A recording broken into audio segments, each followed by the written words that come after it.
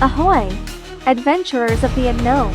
Welcome back to the Zombie Story Zone, where the line between life and death is thinner and the fog that haunts these waters. Tonight, we set sail on a cursed journey, one where treasure and terror collide, and the undead rise from the depths of the sea. Get ready for the curse of the Undead Captain. But before we dive into this spine-chilling tale, make sure you hit that like button if you're ready for a story that'll haunt your dreams. Subscribe if you dare to sail into more thrilling zombie adventures. And don't forget to ring that bell icon so you never miss a terrifying moment. We want to hear your thoughts, so drop your valuable feedback in the comments below. And if you're brave enough, share this video with your friends if they dare join the ride into the unknown.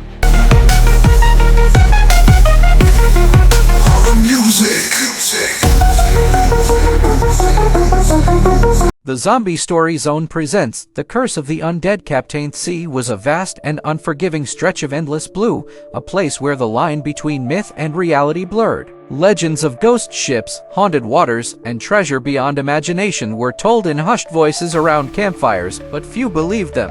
That was, until the Dawn Seeker set sail. It wasn't supposed to be an adventure. For Captain Helen Carter and her ragtag crew of treasure hunters, it was just another job: find the treasure, get rich, and return home. But when they came across an abandoned pirate ship adrift in the fog, their journey would turn into a nightmare that no one could have imagined. The first sign that something was wrong came at dusk. Captain Helen Carter stood at the helm of the Dawn Seeker, scanning the horizon through a pair of brass binoculars. The ship, a sleek schooner with sails as white as fresh snow, glided over the water with a grace that belied its age. Behind her, her crew went about their duties, polishing the brass fittings, adjusting the rigging, and charting their course. Everything seemed calm, normal even. But the fog, it rolled in quickly, blanketing the waters in a thick, white mist. It appeared so suddenly that Helen barely had time to react. "Captain," shouted her first mate, Jonah Reeves, from the deck. "We've got something up ahead." Helen lowered the binoculars and squinted into the fog. She could barely make out the silhouette of a ship, its dark sails barely visible against the pale backdrop of the mist. "What kind of ship?" she called back. "A pirate ship, Captain," Jonah replied, his voice tight. "Old, very old." Helen frowned. "Pirate ships don't just float around out here. Are we sure it's not a wreck?" Jonah didn't answer immediately, but she could hear his footsteps as he moved across the deck.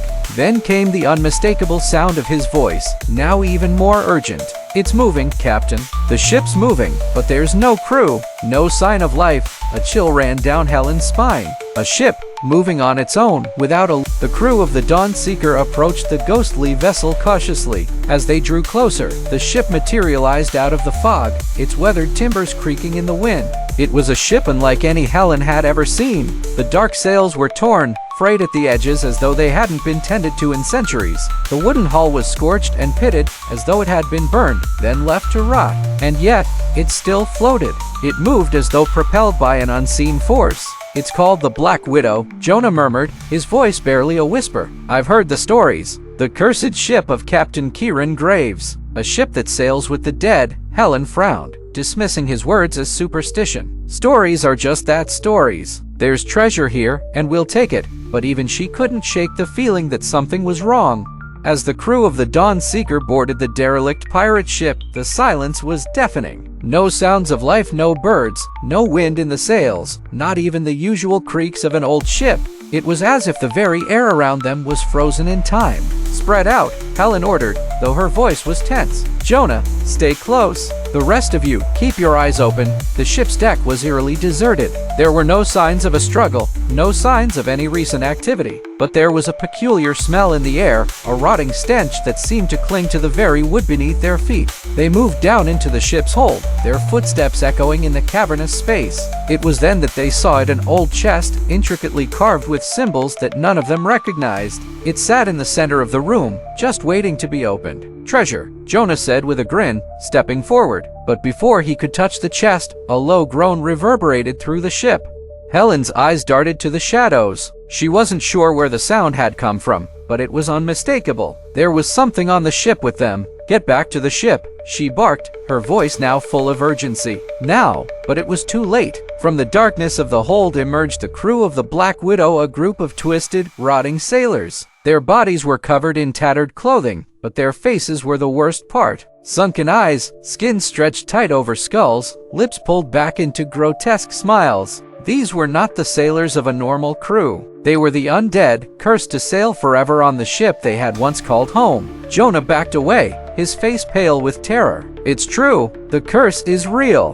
The undead crew didn't rush forward, they didn't need to. Their movements were slow, deliberate, like they were in no hurry to claim their prey. But the way they moved, with unnatural jerks and groans, was enough to send a chill through even the bravest soul. A figure appeared in the shadows at the far end of the hold, a tall man, dressed in the tattered remnants of a captain's uniform. His face was covered in decay, but his eyes, those eyes burned with an unnatural fire. Captain Kieran Graves. Helen's heart skipped a beat. You were the captain of this ship? Graves tilted his head, as though he could sense her fear. His voice was a low rasp, like the wind howling through a graveyard.